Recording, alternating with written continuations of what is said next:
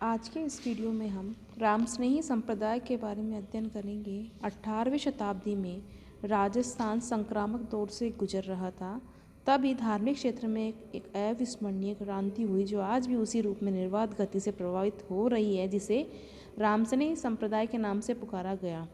Doctor Pemaram का मानना है कि राजस्थान में संप्रदाय के प्रमुख केंद्र 4 स्थानों रैण, शाहपुरा, सिंहतल व खिंडापा में क्रमशः दरियाव जी, रामचरण जी, हरिराम दास जी तथा रामदास जी द्वारा स्थापित किए गए।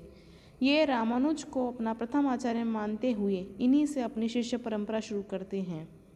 रैण तथा शाहपुरा की शाखाएं मेवाड़ के दादड़ा गांव के सुप्रसिद्ध संतदास तथा सिंहतल व खिड़ापा की शाखाएं बीकानेर के दुलचासर गांव के जैमलदास से संबंधित हैं। चूँकि इन चारों शाखाओं में दरियावजी सर्वप्रथम हुए, अतः उन्हीं से हम इस संप्रदाय को समझना प्रारंभ करते हैं। संत दरियावजी, इसका जन्म 1676 ईस्वी में जेतरण गांव में हुआ था। इनके पिता का नाम मानसा और माता का नाम गीगा था। डॉक्टर मोतीलाल मेनारिया ने इन्हें हिंदू माना, किंतु डॉक्टर पेमाराम इससे सहमत नहीं है। वह इन्हें पठान दुनिया मुसलमान बताते हैं, जो उचित भी प्रतीत होता है। 7 वर्ष की अल्पायु में ही पिता का साया उठ जाने पर दयावजी अपनी माँ के साथ रैण नाना के घर आ गए। तभी योगायोग कुछ ऐसा बैठा कि यहाँ काशी के एक पंडित स्वरूपानंद आए और दरियावजी को अपने साथ काशी ले गए। यहाँ रहते हुए इन्होंने शास्त्र सम्मत ज्ञान प्राप्त करना शुरू किया। फिर भी रैण आने के बाद जब दरियावजी को उपनिषद में एक ऐसा प्रसंग मिला जिससे ये स्पष्ट हो गया कि बिना गुरु के ज्ञान प्राप्त नहीं हो सकता, अतः गुरु को ढूंढने में लग गए। अंततः 1712 ईस्वी में प्रेमदास को अपना गुरु स्वीकारते हुए उनसे दीक्षित हो गए।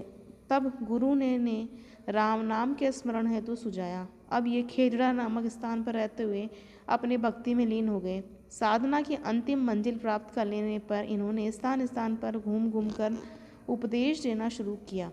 इस बीच इनके कई शिष्य भी हो गए। 1758 ईस्वी में इनका रैण में ही देहांत हो गया तथा आज भी संगमरमर से निर्मित समाधि स्थल पर प्रतिवर्ष चैत्र सुदी पूर्णिमा को एक मेला लगता है, जिसमें रामस्नेही एकत्र होकर इस दिवंगत आत्मा को श्रद्धांजलि अर्पित करते हैं।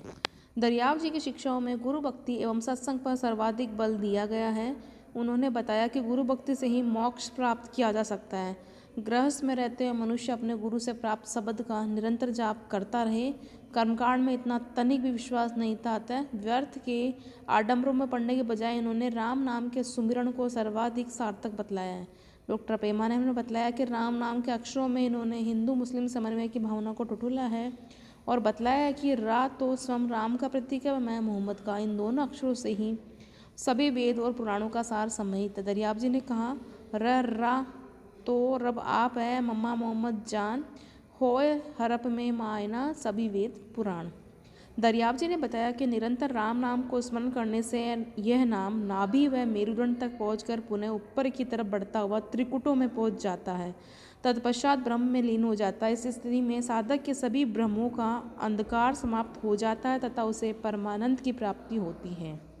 दरियाव जी ने समाज में प्रचलित बुराइयों का विरोध करते हुए बताया है कि तीर्थ यात्रा एवं तीर्थ स्नान, जप, तप, व्रत, उपवास, हाथ में माला, गले में कंठी आदि धारण करना, यह सब दिखावा है।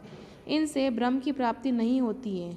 मूर्ति पूजा तथा वर्णाश्रम व्यवस्था वगैरह सभी बेकार है। वेद पुराण संसार को भ्रम डालने वाले हैं। इन्होंने स्त्री को विश्व जननी एवं विश्व का पालन पोषण करने वाली कहा है। इन्होंने बताया कि लोग मूर्खता के नाम कारण राम को भूलकर नारी को दोष देते हैं, अतः उन्होंने स्त्री जाति की निंदा नहीं की।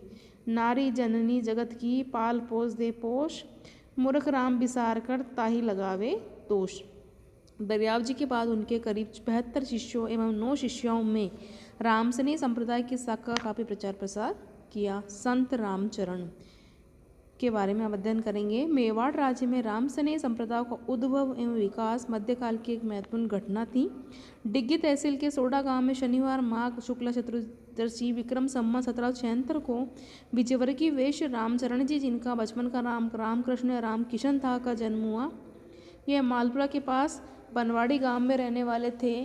सोडा तो इनका ननियाल था। रामचरण के पिता भक्त राम तथा माता का नाम देवजी था। रामचरण जी शुरू से ये बड़े प्रतिभाशाली थे। अतः बताया जाता है कि जयपुर का नरेश ने इन्हें अपना मंत्री भी बना दिया, किंतु किसी कारण से इन्होंने राज्य की नौकरी छोड़ दी। रामचंद्र जी के पिता का जब देहांत हुआ उस समय उसकी आयु कोई 24 वर्ष के लगभग थी।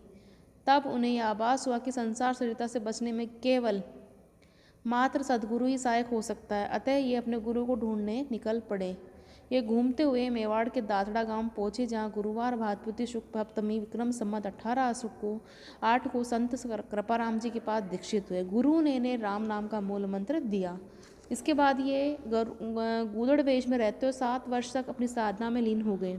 1758 ईस्वी में जयपुर के निकट गलता जी के मेले में गए, जहाँ उन्हें साधु में व्याप्त अनाचार एवं बुराइयों का कटु अनुभव हुआ। फलतः रामचंद्र जी का मन फट गया और उन्होंने निर्गुण भक्ति की अंत प्रेरणा हुई, जिससे उन्होंने मेवाड़ के भीलवाड़ा नगर में आकर कोई 10 वर्ष तक साधना की तथा अपने उपदेश देने प्रारंभ किए। भीलवाड़ा के लोग चूंकि सगुणों उपासक तथा मूर्ति पूजक थे, तो उनकी मूर्ति पूजा विरोधी विचारों का स्वागत नहीं हुआ। इतना ही नहीं, रामचंद्र जी को मारने तक का षड्यंत्र रचा गया। तत्कालीन महाराणा अर्ची के पास उनकी काफ़ी शिकायतें की गई, फिर भी वे निराश न हो भीलवाड़ा के पास ही कुहाड़े गांव में पहुंचकर अपनी धुन में रत रहे। अब कई लोग इनके पास आने लगे। ऐसी स्थिति में कुछ समय बाद शाहपुरा के राजा रण सिंह ने उन्हें बुलाया। अतः 1769 ईस्वी में राणा शाहपुरा चले गए, जहाँ रामचंद्र जी के विचारों का न केवल स्वागत ही हुआ, अपितु उनके मानने वालों की संख्या भी दिन प्रतिदिन बढ़ती ही गई। 1798 ईस्वी में स्वामी जी की मृत्यु हो गई। इनके द्वारा प्रचलित विचारधारा रामस्नेही संप्रदाय के रूप में प्रसिद्ध हुई। रामस्नेही संप्रदाय की शाखा के जो साधु होते थे, वे शुरू में हड़मच में रंगे हुए कपड़े पहनते थे। इसके बाद गुलाबी रंग की पोशाक पहनने लगे, जो अब तक इसी रूप में चल रहा है। ये खंड मुंड रहते और रामद्वारा में रहते हैं। रामचरण जी ने जहाँ भक्ति एवं साधना के क्षेत्र में शिक्षा दी, वहीं वे एक समाज सुधारक के रूप में भी प्रतिष्ठित थे। अणबे वाणी में से यह स्पष्ट होता है कि उन्होंने हिंदू एवं मुसलमानों को उनके परंपरागत आडंबरों एवं ढोंग के लिए कोसा था। इनके द्वारा किए जाने वाले कर्म कांडों का भी स्वामी जी ने खंडन किया। कबीर की बातें इन्होंने भी मुल्ला द्वारा दी जाने वाली अजान को बांग कहकर उसकी आलोचना की है। यह मूर्ति पूजा के प्रबल विरोधी थे। तीर्थ यात्रा को व्यर्थ समझते थे। बहुदेववाद में इनका तनिक भी विश्वास नहीं था। हिंदू मुस्लिम भेदभाव को भी ये सहन नहीं कर सके। ढोंगी साधुओं के भी ये विरोधी थे। अतः समाज में व्याप्त इन बुराइयों का स्वामी जी ने जोरदार विरोध किया तथा समझाने की चेष्टा की। इतना ही नहीं, रामचरण जी ने मादक द्रव्यों के निषेध पर भी बल दिया तथा लोगों को मांस भक्षण न करने तथा अहिंसा के पालन की शिक्षा दी। संत हरि रामदास जी ये सीतल शाखा के प्रवर्तक माने जाते हैं। इनका जन्म सीतल के एक ब्राह्मण परिवार में भागचंद जोशी के यहाँ हुआ। रामी इनकी माता का नाम था। ये गृहस्थ थे। इनकी पत्नी चांपा थी जो, और इनके पुत्र का नाम बिहारी दास था। 1743 ईस्वी में उन्होंने जयमल दास जी को अपना गुरु बनाया और कठिन साधना में रत हो गए। कुछ ही वर्षों में पूर्णत्व की प्राप्ति के बाद ये घूम घूम कर उपदेश देने लगे। 1778 ईस्वी में सीतल में ही इन्होंने अपना नश्वर शरीर छोड़ दिया। यहाँ पर बने हुए बड़े राम द्वारों को देखकर आज भी इस महान संत की स्मृति ताजी हो जाती है। चूँकि ये रामचरण जी के समकालीन ही थे, अतः इनकी शिक्षाओं में काफ़ी साम्य नजर आता है। उन्होंने इस गुरु को पारस पत्थर से भी उच्च बताया है। उन्होंने स्पष्ट बताया कि बिना गुरु के राम का स्मरण करने से कोई फायदा नहीं होता है। राम नाम के स्मरण से साधना की मंजिलें पार कर जन्म मरण के चक्र से छुटकारा पाने की बात कही है। अन्य संतों की भांति इन्होंने भी समाज में प्रचलित आडंबर, बुराइयों, ऊंच नीच के भेदभाव का खंडन किया है। संत हरिराम दास जी ने समाज में प्रचलित मूर्ति पूजा, हिंदू मुस्लिम भेदभाव, विभिन्न देवी देवताओं की पूजा, भोग एवं भेंट चढ़ावा, व्रत तप आदि का विरोध किया। जैन साधुओं का घर घर जाकर भिक्षावृत्ति करना, सिर के केश रोशन करने को ढोंग एवं पाखंड बताया है। इसी तरह से वैष्णवों द्वारा पत्थर की पूजा करना, फूल चढ़ाना, छाप तिलक लगाने को मुस्लिमों द्वारा रोजा, नमाज, सुन्नत करना, बांग देना आदि को कटु आलोचना करते हुए इन्होंने व्यर्थ का बताया है। ऊंच नीच के भेदभाव को भी इन्होंने स्वीकार न करते हुए कहा कि एक ही चाक पर मिट्टी के कई पात्र बनाए जाते हैं, तो उनमें किसी प्रकार का कोई ऊंच नीच का भेद नहीं होता है। जो इन्होंने समाज में व्याप्त बुराइयों का विरोध किया। इनके बाद इनके शिष्य शाखा का प्रचार प्रसार करते रहे। संत रामदास जी ये खेड़ापा शाखा के प्रवर्तक माने जाते हैं। इनका जन्म 1726 ईस्वी में बिकमकोर नामक गांव में हुआ था। पिता का नाम शार्दुल जी तथा माँ का नाम अणभी था। ये जाति से मेघवाल थे। बचपन में माँ का साया उड़ जाने से ये पिता के साथ खेड़ापा में आकर रहने लगे। ये गृहस्थ थे। आध्यात्मिकता की ओर इनकी लगन शुरू से ही थी, अतः गुरु की टोह में भ्रमण करने लगे। इन्होंने कोई 12 गुरु किए होंगे, किंतु आत्मा को संतोष नहीं मिला। अंततः 1752 ईस्वी में हरि रामदास जी से दीक्षित हो गए। गुरु से राम नाम का महामंत्र ग्रहण कर मेलाना में भक्ति करने लगे। 1765 ईस्वी में खेड़ापा में रहने लगे, किंतु इस बीच उन्हें कई स्थलों पर जाना पड़ा तथा भ्रमण भी किया। इनके सरल सहज बोधगम्य उपदेशों से आकर्षित होकर लोग इनके पास आने लगे। अन्य संतों की भांति इन्होंने भी गुरु भक्ति राम नाम स्मरण पर बल दिया तथा समाज में व्याप्त बुराइयों, कर्मकांडों, ऊंच नीच, वर्ण व्यवस्था, आडंबर आदि का खंडन किया। 1798 ईस्वी में संत का खेड़ापा में ही देहांत हो गया।